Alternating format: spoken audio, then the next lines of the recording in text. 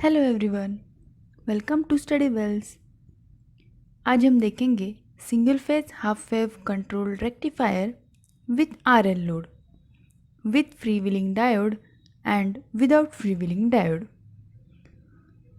Start करने से पहले स्टडी बेल्स को सब्सक्राइब जरूर करें और बेल आइकॉन दबाएं।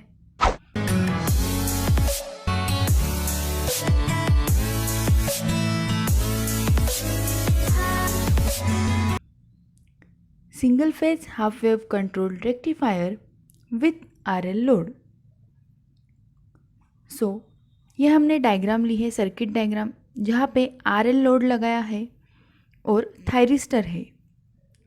सबसे पहले हम थायरिस्टर को ट्रिगर्ड करेंगे at an angle of alpha, यानी कि ये। फिर सबसे पहले जब हम ट्रिगर्ड करेंगे तो क्या होगा, सर्किट शॉर्ट सर्किट हो जाएगा, यानी कि यहाँ से डायरेक्ट करंट यहाँ पास होगा। अल्फ़ा टू पाई के लिए V output is equal to source voltage होगा और इंडक्टर चार्ज होगा इस टाइम में। 0 टू पाई ये हमारी फर्स्ट पॉजिटिव हाफ साइकिल है। उसमें हम जब ट्रिगर्ड करते हैं तब सर्किट कंडक्ट करने को स्टार्ट करता है, यानी कि अल्फ़ा पे ट्रिगर्ड करते हैं। अल्फ़ा टू पाई के लिए हमें आउटपुट मिलेगा। यहाँ पे जो आउटपुट मिलेगा वो सोर्स वोल्टेज जैसा ही होगा, यानी कि ये यहाँ से यहाँ तक पाई तक हमें आउटपुट मिला है। यहाँ तक हमें source voltage is equal to output voltage है। फिर पाई के बाद क्या होगा, पाई के बाद अब निगेटिव साइकिल चालू हो जाती है, पाई टू 2 पाई।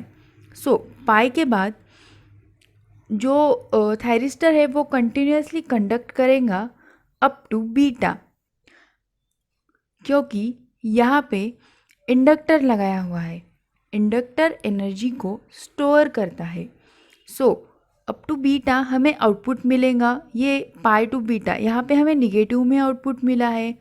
फिर बीटा के बाद क्या होगा, जो इनपुट करंट है वो 0 हो जाएगा और रिवर्स ब्लॉकिंग मोड आता है, यानी कि यहाँ पे थायरिस्टर का जो वोल्टेज है वो सोर्स वोल्टेज के बराबर होता है। इस डायग्राम में आप देख सकते हो इसकी और इसकी पोलैरिटी अलग चेंज हो जाती है। ये ब्लॉक हो जाता है। आउटपुट में हमें कोई करंट नहीं मिलता, output current is equal to 0। Up to next cycle, यानी कि जब तक हम नेक्स्ट ट्रिगरिंग पल्स नहीं देते तब तक हमें आउटपुट में कुछ भी नहीं मिलेगा। अब यहाँ पे अल्फ़ा टू पाई में आउटपुट वोल्टेज, आउटपुट करंट और आउटपुट पावर सारे ग्रेटर देन 0 है। यहाँ पे source is delivering power to the load. और पाई टू बीटा में जो आउटपुट वोल्टेज और आउटपुट पावर है वो लेस देन 0 है और करंट ग्रेटर देन 0 है, यानी कि load is delivering power to the source. अब हम इसके फॉर्मूलेज देखते हैं। फर्स्ट है circuit turn off time. Circuit turn off time निकालने के लिए omega t c is equal to 2 pi minus beta. Turn off time आएगा 2 pi minus beta divide by omega.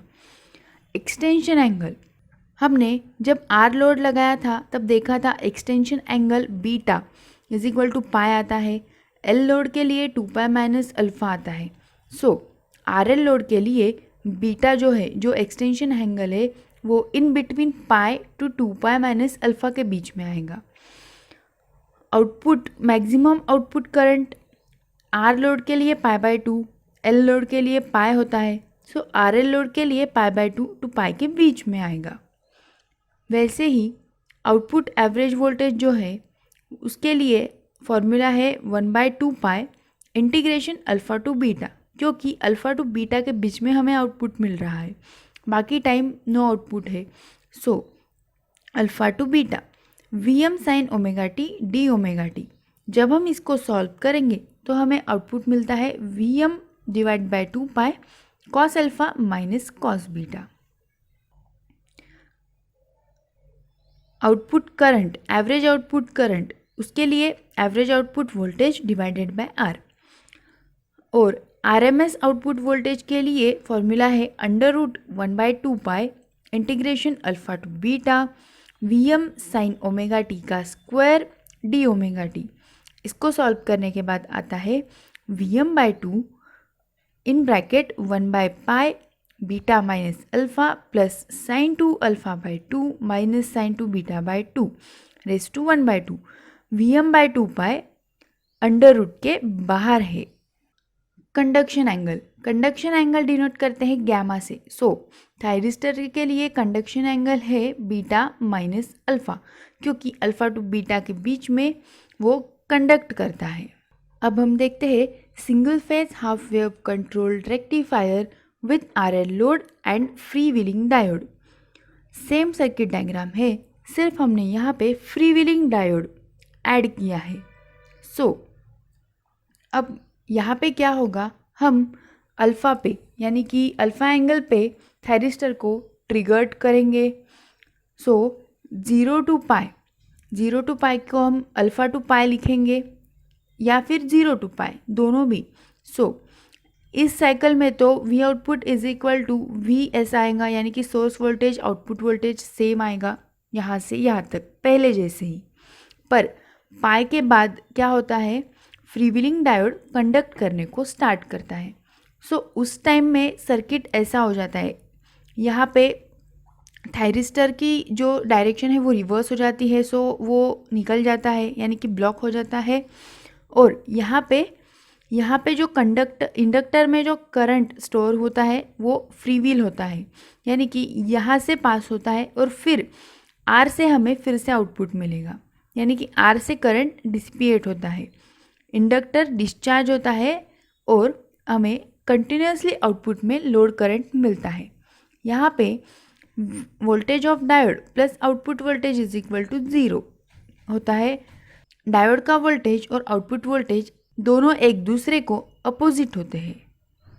अब इसके फॉर्मूलेस देखेंगे हम। जब हम फ्री व्हीलिंग डायोड लगाते हैं तब इनपुट सोर्स का जो आरएमएस करंट है और आउटपुट आरएमएस करंट है वो अलग अलग होता है, यानी कि सेम नहीं होता है। कंडक्शन एंगल यानी कि गैमा टी जो है वो पाई माइनस अल्फ़ा आएगा और गैमा ऑफ डायोड के लिए आएगा beta minus pi. When discontinuous IL, जब डिसकंटिन्यूअस करंट होगा तब, और जब कंटिन्यूअस करंट होगा तब पाई प्लस अल्फ़ा आएगा। आउटपुट एवरेज वोल्टेज जो है वो Vm/2 पाई 1 प्लस कॉस अल्फ़ा आएगा और output average current V output average voltage divided bye R आएगा। और advantages of free wheeling diode ये डिटेल में मैंने अनकंट्रोल्ड रेक्टिफायर के टाइम बताया है। आप उस वीडियो को ज़रूर विजिट कीजिए और वहाँ पे डिटेल में इसकी स्टडी कीजिए। यहाँ पर मैं पॉइंट्स में बता देती हूँ कि जब हम फ्री व्हीलिंग डायोड लगाते हैं तब आउटपुट का जो एवरेज वोल्टेज है वो बढ़ जाता है, आउटपुट पावर ज़्यादा मिलती है और कंटिन्यूस कंडक्शन मोड मिलता है। वैसे ही जो पावर फैक्टर है वो भी इंक्रीज हो जाता है। ये एडवांटेजेस है फ्री व्हीलिंग डायोड के लिए। ये था single phase half wave control rectifier with RL load, free wheeling diode and without free wheeling diode. आपको कुछ डिफ़िकल्टीज़ हो तो आप कमेंट सेक्शन में पूछ सकते हो। ये वीडियो कैसा लगा वो भी ज़रूर बताएं। इस वीडियो को लाइक करें, शेयर करें और स्टडी बेल्स को सब्सक्राइब भी ज़रूर करें। Thank you.